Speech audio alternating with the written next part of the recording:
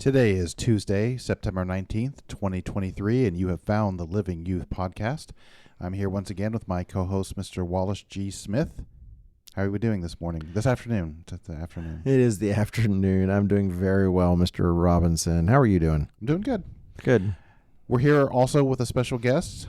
And what are we talking about today, Mr. Smith? We are here with a special guest. We should have him say hello to everyone. Don't say your name, just say hello. Hello. You did that really well. It's like you've said the word hello before.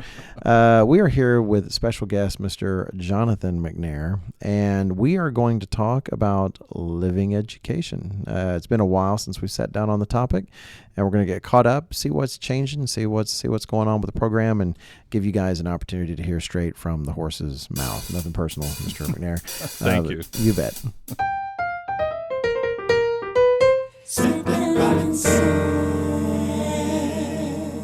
Thank you, Jake and Julia, and welcome again to the Living Youth Podcast. And our gratitude to Mr. McNair for taking the time to be with us. Mr. Jonathan McNair, we know you're actually on a bit of a time crunch. You are going where tomorrow morning? Going to the Philippines, where I'll be for the first half of the feast. So that's going to be a great trip. Oh, that is exciting. And you got really ties there, and you got people having spent time there. Well, so I didn't live in the Philippines, but I have been there before visiting. So looking forward to getting back and seeing some of the folks. But my brother did live there for a period of time, so I think you're thinking of. I probably am. I'm probably thinking of Mr. Rob McNair. That's right. That's right. Just to clarify, do you still plan to attend the second half of the feast? Yeah. The second half will be in Malaysia. So, nice. Oh, wow. Yeah, Okay, looking forward to that. And actually has spent more time with the folks in Malaysia over the years. Really? Yeah. Interesting. We'll tell you what, then we don't want to take too much of your time because we know you've got some preparing and such to do. And thank you very much. Thank you for being here. You're welcome. But we do want to talk about living education. You know, we've had you here before, and Ms. Robinson, I've been thinking of all sorts of ways to have you guys and other people here, you know, in various questions. But for living education in particular, we had you here I don't know if it was a year or two ago, but I know that you learn and things grow and the program changes and it also grows. So we just want to have an opportunity to talk with you and have all the teens and young adults that are out there listening to have a sense and get a little more insight into what's going on with living education. So the new year has just started for the Charlotte Living Education Program. And I don't know, would it be about a month in? I mean, how long have the students been here now? So they arrive on August 11th. So there you go. We're a little over a month. Oh, yeah. Okay. Just a little month. How's it going so far? I mean, don't. I know you're not going to throw anybody under the bus, but like if my son's doing terrible, you know, don't tell me now. But no, really, how's everybody doing so far? Good, doing well. I mean, yes, you'd expect me to say that, but I think truly it is going well. The group is great to have, and a lot of different personalities. And I think that's what's neat for me is that every year begins, I just sometimes like to step back and just see all the dynamics of the different personalities at work. And not only when they arrive here, you see them and you get to know them, get to meet them, but then every week as time goes by, you see how they begin to change and interact with different ones. And it's, I don't know, I just find in that sense, I'll say people watching is fun. It's fun to see how they grow over the course of the year. Right. And this year we have, for the first time, I think, forgive me if I'm missing some, we have international students, right? We have students from beyond the borders of the United States. We have 2 from Mexico and 1 from England. So that is correct. Great. Are they surviving all right? They adapting? So far, so good. They seem to be doing fine. Good. Okay, good. Let me say this. When I see everyone, I see their faces smiling, and they don't appear to be the smiles of being under duress. They do seem to be genuinely enjoy. And let me say, actually, because it's a larger crowd. Now I'll get to this in a moment. But in talking with the group, and I appreciate the opportunities you've given me so far, you know, I used to teach high schools. You know, you can see the kind of eye glaze juice because I taught math of all things. So you can kind of see when there's a little checking out going on in the brain when someone's not engaged. But I know the last forum or whatever I did, it seemed like, yeah, everybody was really there. They were really present, and it was I wish I could have seen those faces when I was teaching high school instead. They seem very eager, and I appreciated that. It is 22 students this year. That's a new peak for us, right? Has that presented any a challenge? I know it's certainly going to bring some different dynamics in one way or another. Yeah, definitely. But the nice thing about it is it's 11 guys, 11 girls. So having an equal number of guys and girls. Oh, that's great. Yeah, it works really, really well for a lot of ways. But yeah, certainly having that many students presents different challenges and opportunities too. Right. It really is, I'll say, more like what you'd expect in the classroom. Like you said, in high school or something like that, as opposed to just a handful of students. We've had as few as 5 1 year. Other than that, it's usually been about a dozen, 15. But again, it fills the room, which is neat. So we've actually had to get smaller tables in order to fit everybody in our classroom. Literally change the nature of our classrooms. So right. They're doing great. And I've heard here and there from camp other teenagers and such talk about wanting to go one day. Talking about, haven't you heard some, Mr. Robinson? Yeah. In fact, it made me wonder. So is this in its current configuration? Is this the 5th year that you're starting? Does that sound right? It is. Now I have to think, is it 5th or 6th? Yes, it is the 5th year.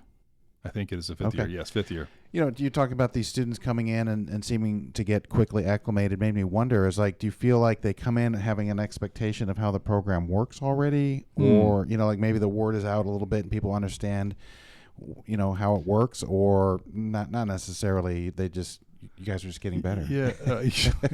I would like to think that, but I don't know. But I do think that is why we have a growing number of applicants, is because I think the word is getting out as to what it is. Yep. And I do know a number of the students, when you talk with them, and you ask why they're here, what interests them, different things. But one of the main things is friends and things they've heard about the experience. So I think when we were starting out, a lot of our young people, they didn't know what to expect, didn't know what the program is. So I do think that has an impact, definitely. Yeah. Yeah, because the positive comments I've heard, that's the impression I've gathered, is they weren't giving positive comments because they, happen to hear you on our podcast or hear a comment sermon, but rather they just heard by word of mouth. That the people they knew really appreciated being here. And that's honestly when people ask, well, what's it about?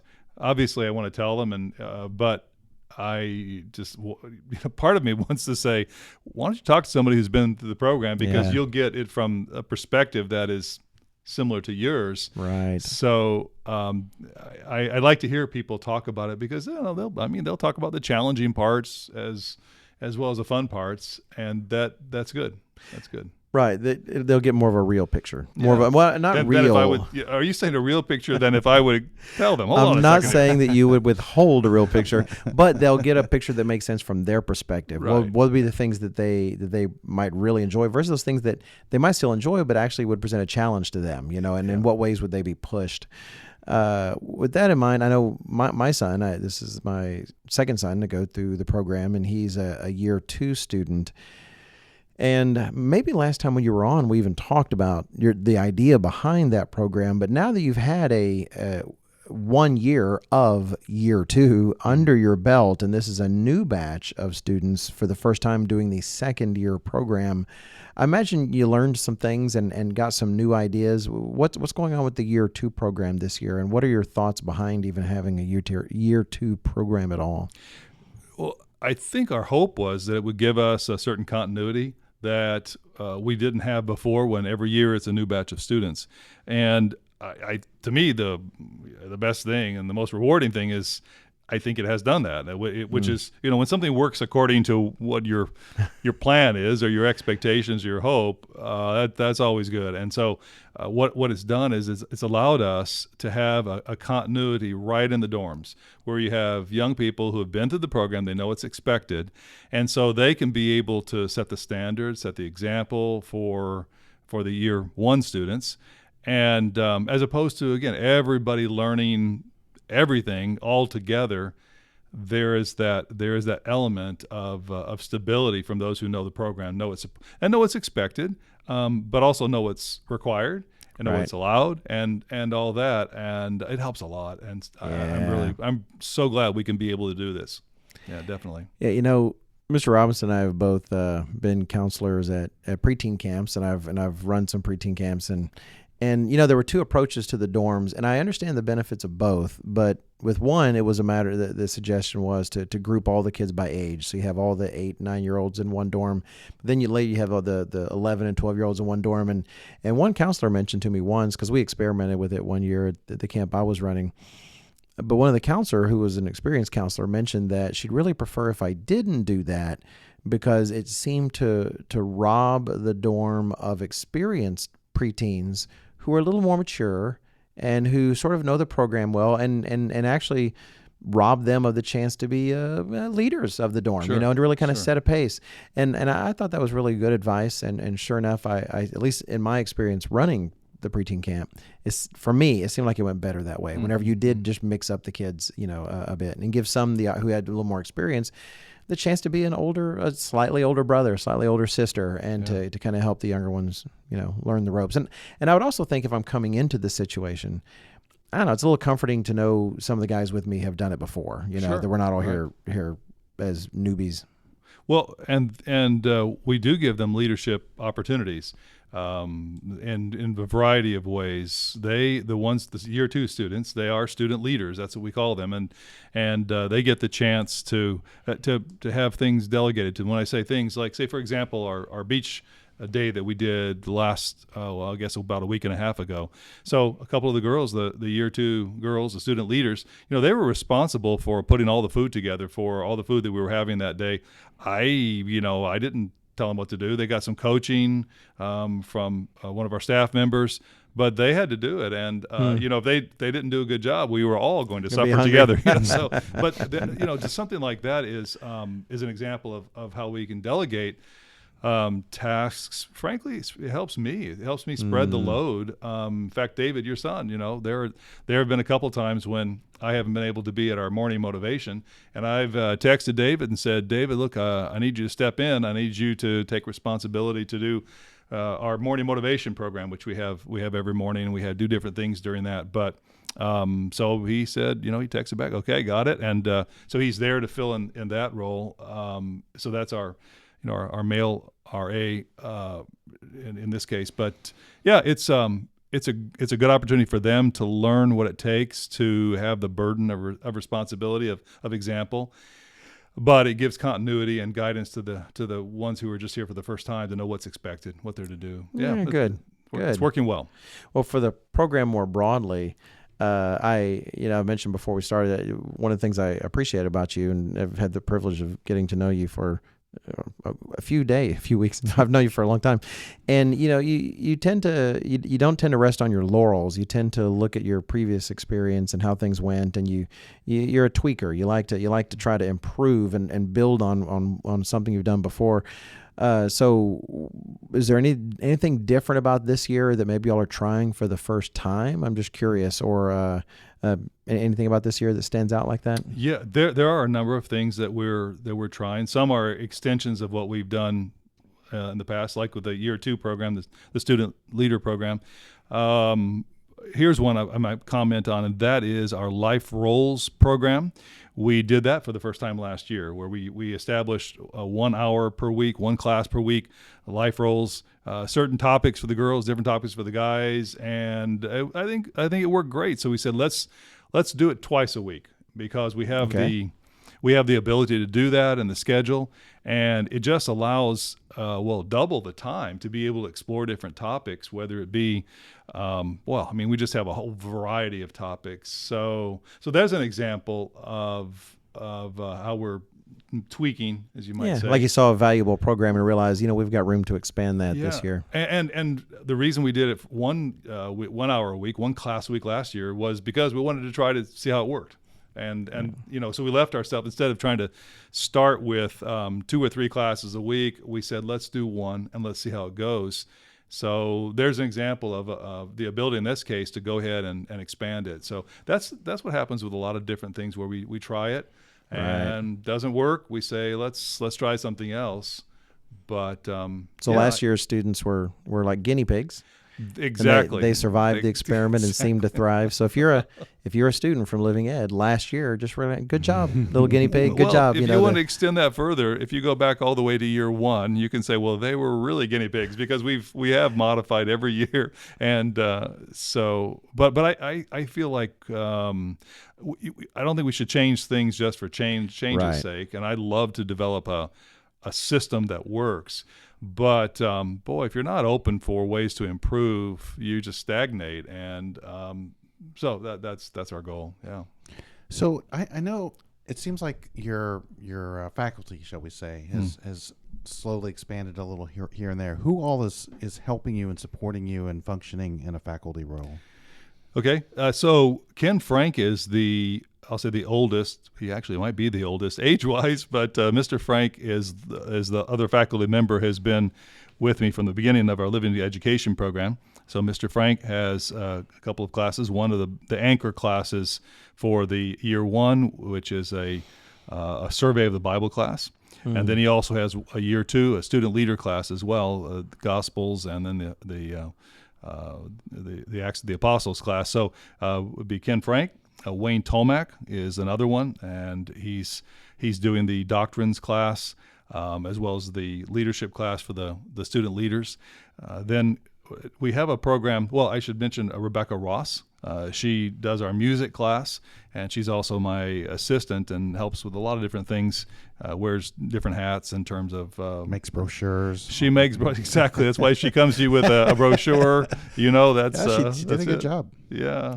So she helps, and she's, I would say, I guess, administrative assistant in lots of areas. She helps me a great deal. So I can't say enough about Rebecca and her contribution.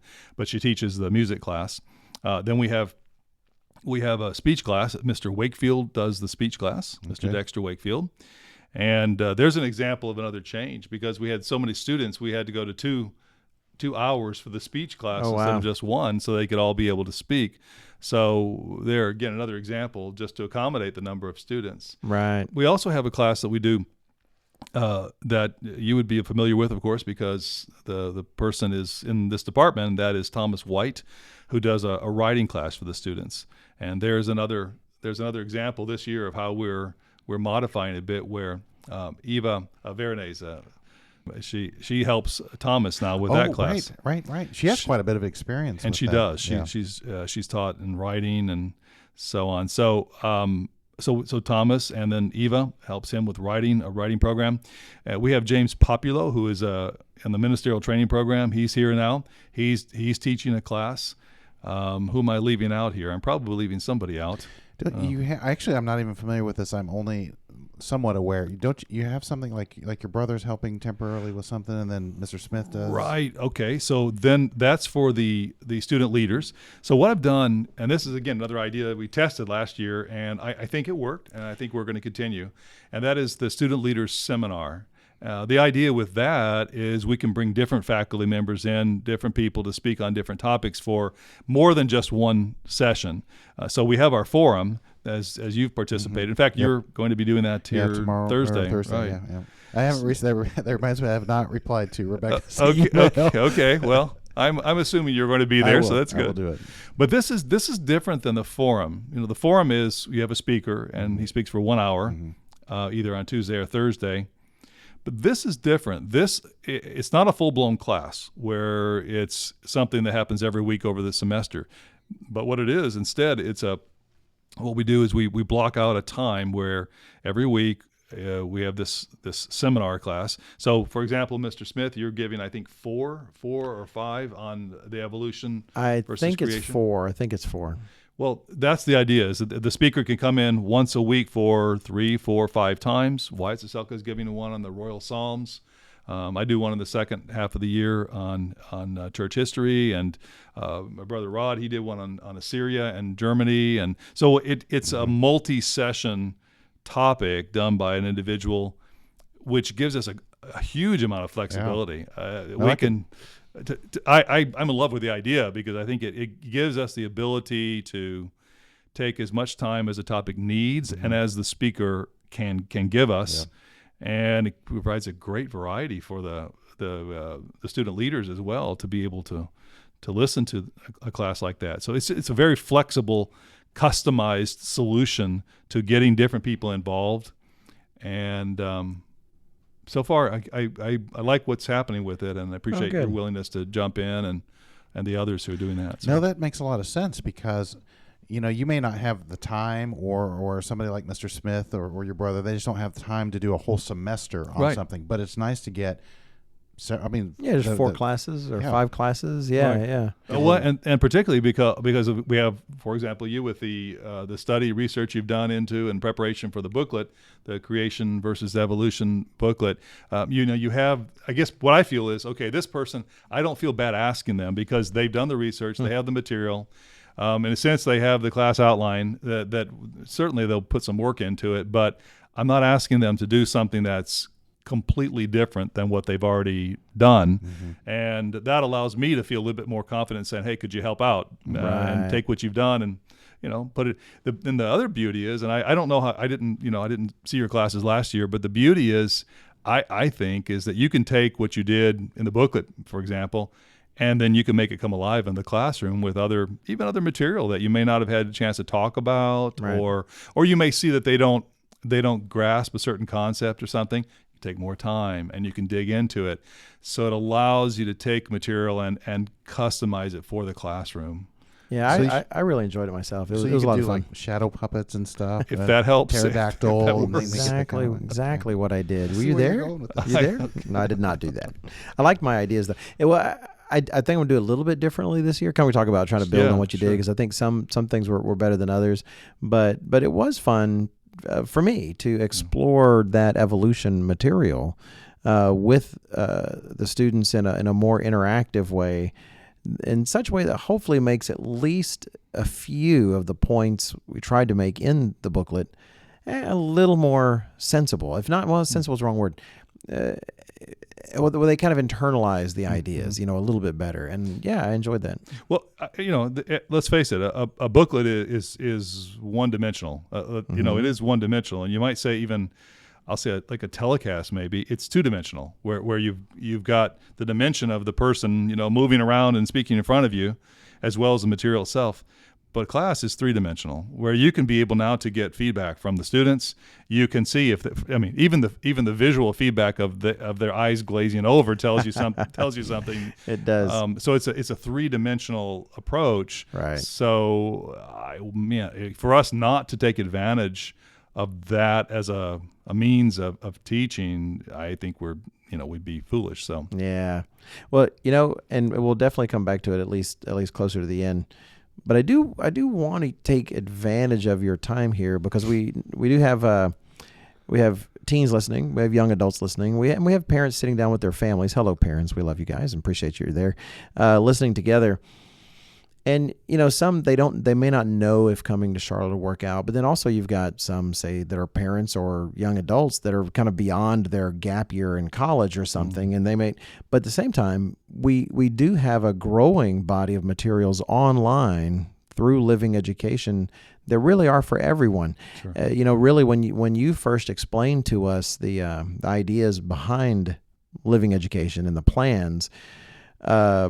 The campus program was exciting, but it wasn't necessarily at the time what impressed me in terms of what we might be able to do, versus making this online educational resource available to all the members of the Living Church of God, not just your say college age kids or young adults, but including everyone from younger children to older folks, as seasoned citizens, as I always said, and especially now that I'm getting to be there, I like saying that.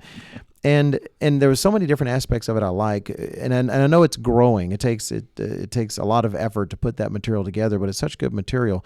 Would you mind talking to everyone just a bit about Living Education online and those resources that are available to everybody in the church? Sure, and I would encourage.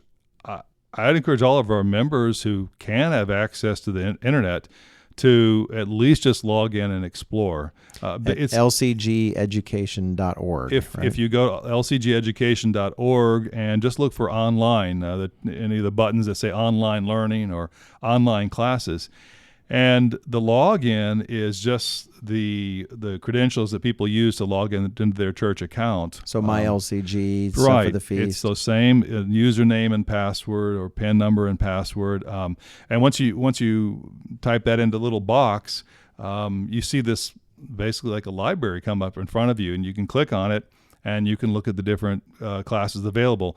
And the reason I say is just take the time even to explore is because it is more like a library than, let's say, entering the halls of a school where you have to pass through security and you have to register for classes in a complicated way. Thank you for mentioning that, because that's kind of part of the feel that I feel like if people think it's like a college experience, like they've got to go, you're going through the registrar and you got to sign up in such a way that now they're going to be tracking my grades, and it's going to be I've got a lot of homework and a lot of exams, and it's a very different kind of. But you've made this something far more flexible and far more warmly available as a resource, right? That's the idea. It's more like a library. You can, in a sense, take a book off a shelf, check it out, and return it, and then come back later if you want and read it again, or read another part of it that you weren't able to read last time. It's much more accessible like that. So, a variety of classes. Some recorded lectures from Mr. Meredith.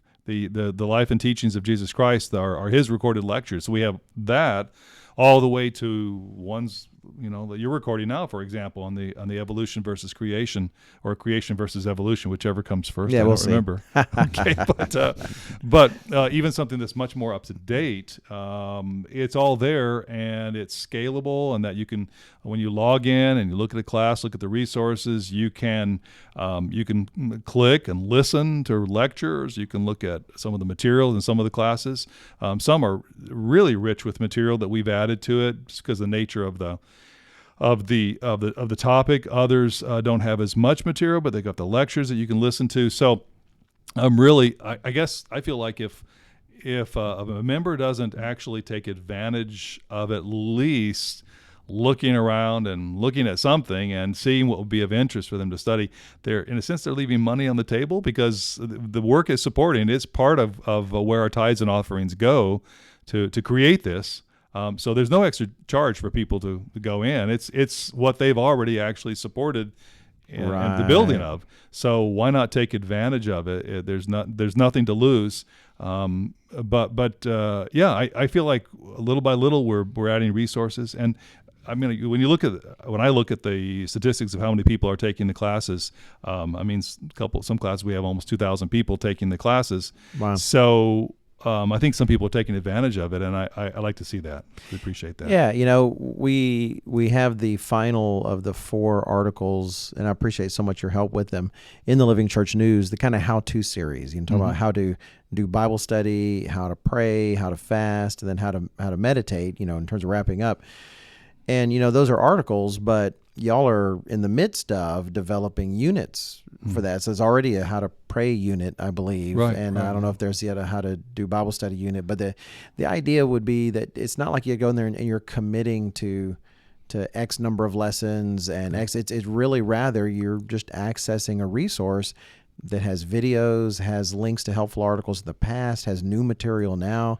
And it really is a resource to give you a living education. It's meant there as a resource, and it's already available. There's nothing additional you have to do. I just kind of show up and take advantage of it. And although we can't make it as 3-dimensional as the classroom, we can make it, I'll say, more engaging.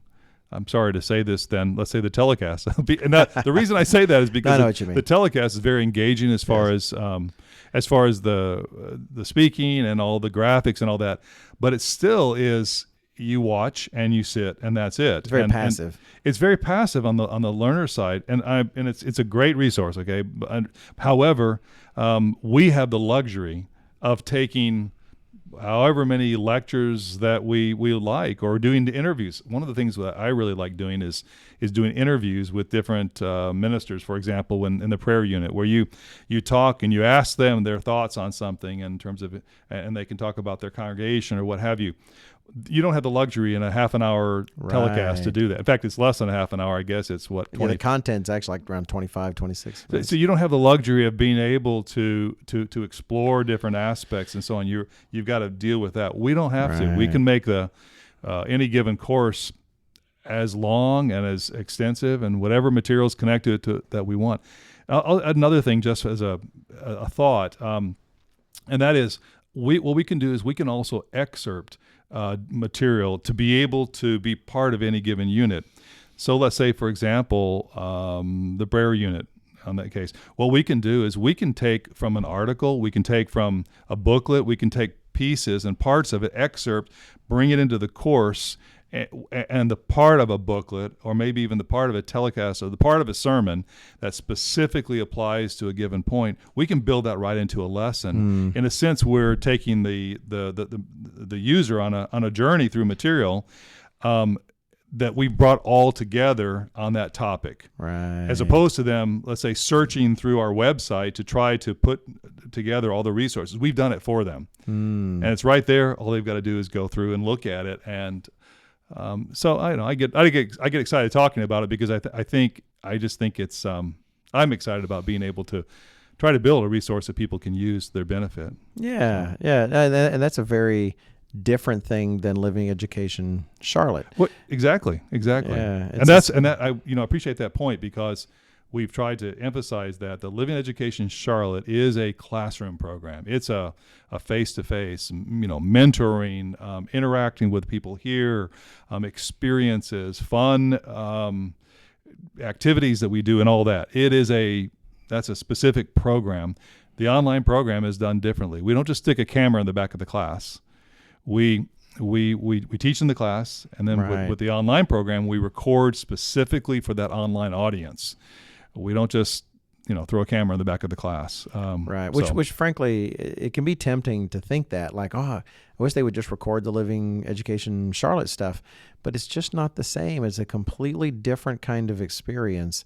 And what you're doing and building with Living Education Online is something that is natively an online experience. So you're actually getting something tailored for you as the audience versus you can never capture that in the classroom. Even the classroom lessons are taking place in a context that is everything else you're doing with Living Exactly. Education Charlotte. Exactly. And why have this imperfect experience? It's why not do it for the audience you have? Let me add this too, just one other last part to throw in, and that is that members should know that this information is geared specifically for them because it's not available to the public. And we made that choice early on. Mr. Weston ultimately made the choice. Look, we're not going to have this public facing.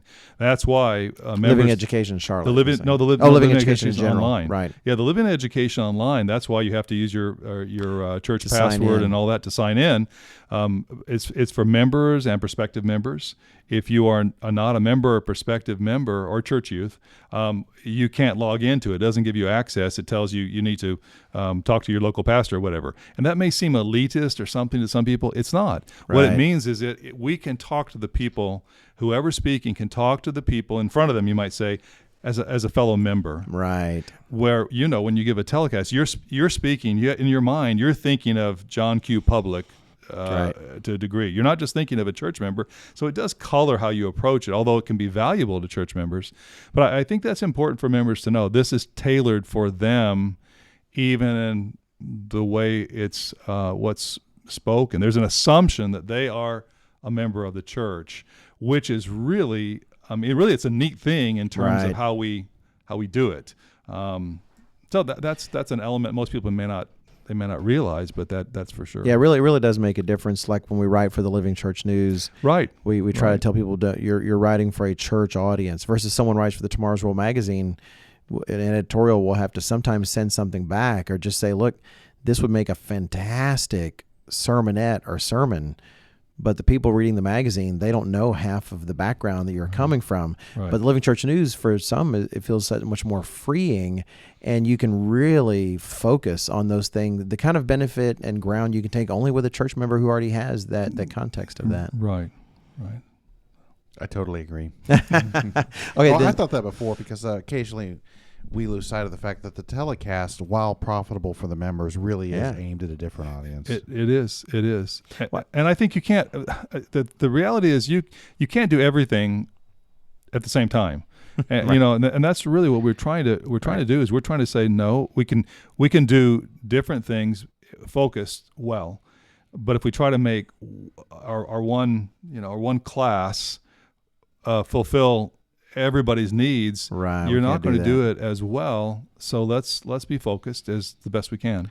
And Yeah. Mr. Smith and I can witness. I've actually been quite impressed by how active the classes are and how much the kids are moving around and interacting with other adults and doing stuff at church, and they help with in various facets there. It's really, for some reason, it was adding the writing class last year that made me think, really, what a well-rounded experience and education they get in there. It's not even a full year, their 9-month program, and you just keep adding little things to it. And they have the forums, or assemblies. I'm not sure which we settled on, but like, what a wide variety of people with experience that come in and that these kids get to take advantage of. And I think it's fantastic. Yeah.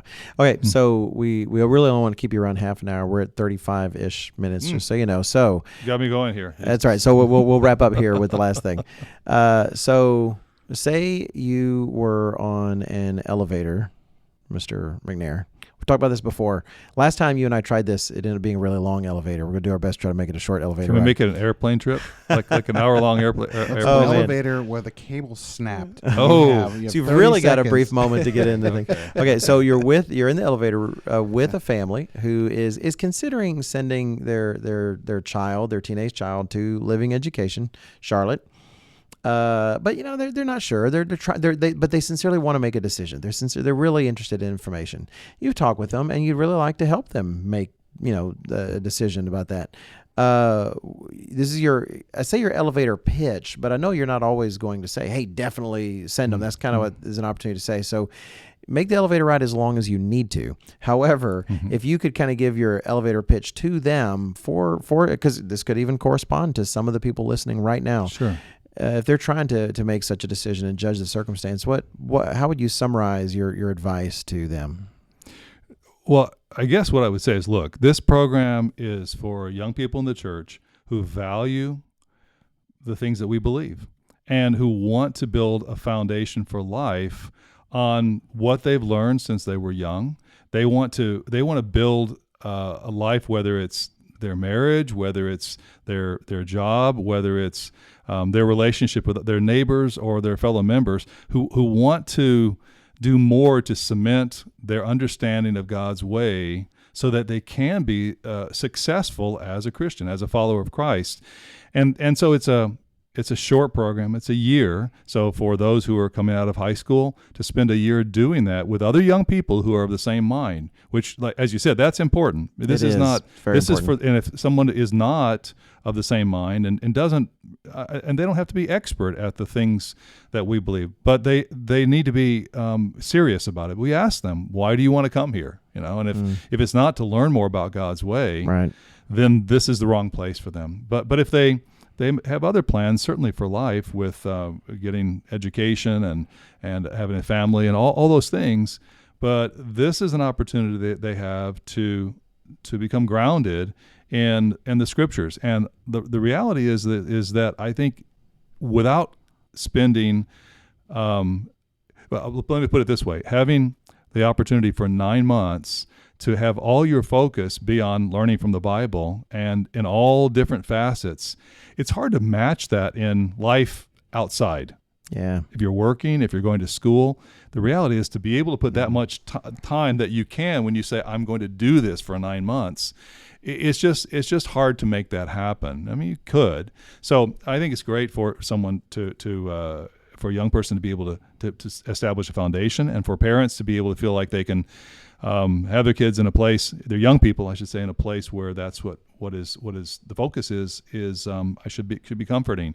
If they're halfway through an educational process, it's still beneficial. Sometimes halfway through a program, after a couple of years of other education, sometimes it's worthwhile to take stock and look around, and in this case, come here and may even change their thinking about what they want to do and where they want to go, or if they've completed some type of educational program, and before they begin to get into a part of life where they've got commitments to family and everything else, that they can be able to come here and get that grounding. Frankly, some of those who are older also have the opportunity to take a little more responsibility as leaders of the group. All of those different scenarios are all beneficial, and I think they would be a benefit to young people in the church. My dream is that we'll be able to serve all the young people in the church, that every young person would come through the program. And that may seem far-fetched, but I just think it'd be beneficial. I know it's not the end all. A young person who doesn't come to live in education still can be successful in life. I hope so. Of course.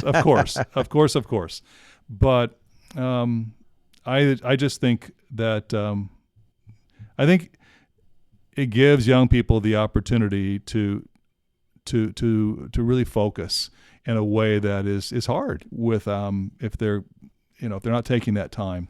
So that's the gist. That would be my my sales pitch to parents and even to young people. And it's fun. We have fun doing it too. Right. We do. Yeah. Thank you so much. You're on 40 minutes now, so just so you know, good. Okay. But we appreciate it so much. Thank you for coming by, Mr. McNair, and I think we both hope you have a safe trip. Do you know how to say hello in the languages where you're headed? In the Filipino, I have no idea. I guess in Tagalog is the language, but they also speak English, thankfully, and so that's. Well, please give our love to the brethren there, and we hope you have a wonderful feast. And thank you for coming by. Thank you. I certainly will. Thanks for the opportunity. You bet. You're welcome.